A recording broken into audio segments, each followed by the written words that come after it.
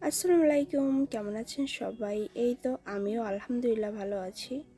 সকালে ঘুম থেকে উঠেই রান্নাবান্না বসিয়ে দিয়েছি। যেহেতু একা থাকি, বাবুকে নিয়ে পারি না, এর জন্য ট্রাই করি সকাল সকালে রান্নাবান্না সেরে রাখার। রান্নাটা সকাল সকাল করলে হয় কি, আমার বাবুকে টাইম দিতে অনেকটা সুবিধা হয়।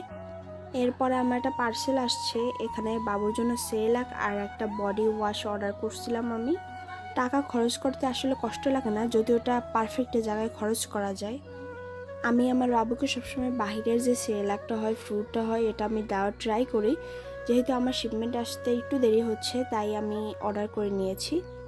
আপনারা যারা এখনও প্রি অর্ডার করেন নাই, আপনারা চাইলে করতে পারেন। আপনারা আশা করি 7 থেকে 10 তারিখের মধ্যে হাতে পেয়ে যাবেন, আর যারা করছেন তাদেরটাও পেয়ে যাবেন।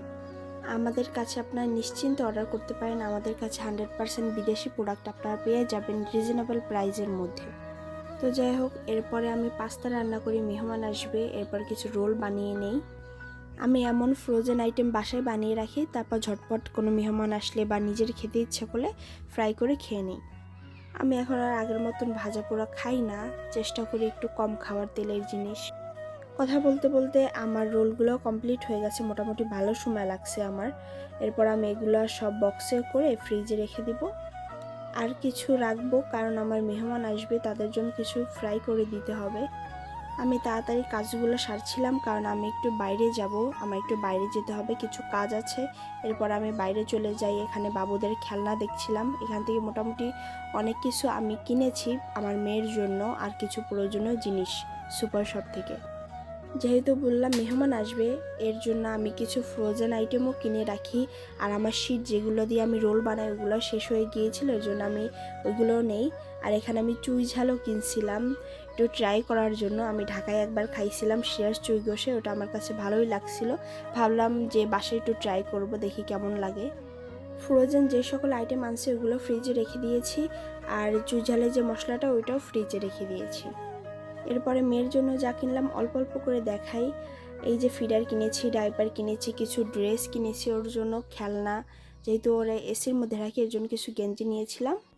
এরপর আর কোনো ভিডিও করা হয়নি। সন্ধ্যা থেকে কিছু মেহমান আসছিল, ওনাদেরকে একটু টাইম দিলাম, অনেক বেশি ব্যস্ত ছিলাম। এরপর বাবুর খাবার রান্না করলাম আমার চুলায় লাস্টবারের মতো, কারণ আমার নতুন চুলা চলে আসছে। যারা আমার মতন সংসার অনেক বেশি পছন্দ করেন তাদের জন্য ঘরের জন্য কিছু কিনতে পারলেই যে কি ভালো লাগে। জামাইকে অনেক দিন যাবৎ বলছিলাম একটা নতুন চুলা কিনে দাও, পরে আমাকে দিয়েছে ফাইনালি। অনেক অনেক থ্যাংক ইউ। আমার ইচ্ছা ছিল 3 বার্নার একটা চুলা কেনার, কিন্তু ওটা গ্যাস বেশি যাবে, এর জন্য আমি 2 বার্নারটাই নিয়েছি। ঘরের জন্য কিছু কিনতে পারলে যে কি খুশি লাগে নিজের কাছে। এবারে আমি সিলিন্ডারটা বাদে সব কিছু নতুন লাগাইছি, কারণ আগের বারে যে মেশিনটা ছিল সিলিন্ডারের উপরে, ওটা একটু কেমন যেন গ্যাস বের হচ্ছিলো, এরপর আমি সব চেঞ্জ করছি। আর আপনারা একটু আমাকে জানান যে এই কর্নারটায় আমি কিভাবে সাজাবো। আমি চাচ্ছি একটু সুন্দর করে ডেকোরেশন করতে। রান্নাঘরটা সবার পছন্দের জায়গা মেয়ে মানুষের, এটা যদি সুন্দর না হয় তাহলে রান্না করে মজা নাই।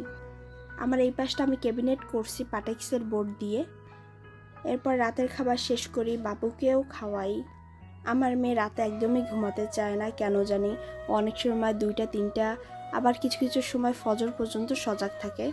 এরকম যখন রাতে সজাগ থাকি, এরপর দিনে একদমই কাজ করতে ইচ্ছা করে না, খুবই টায়ার্ড লাগে, কিন্তু কি করার, নিজের সব কিছু সামাল দিতে হবে। এটা আসলে কষ্ট না, নিজেকে মানিয়ে নিয়েছি, কিন্তু যখন কেউ বলে যে হ্যাঁ এরকম করো ওরকম করো, মেয়ে পালতে পারো না, তখন অনেক বেশি নিজের কাছে কষ্ট লাগে। আমি যে কতটা বেস্ট দেওয়ার ট্রাই করি মেয়ের জন্য, এটা আমি একমাত্র জানি। এর জন্য কেউ কিছু বললে এখন আমার গায়ে লাগে না। আর হ্যাঁ, যারা বিদেশে অথেন্টিক প্রোডাক্ট চাচ্ছেন তারা অবশ্যই আমার বিজনেস পেজে ফলো করবেন, আমি মেনশন করে দিব। এই তো ভিডিও এতটুকুই ছিল। সবাই ভালো থাকবেন, সুস্থ থাকবেন।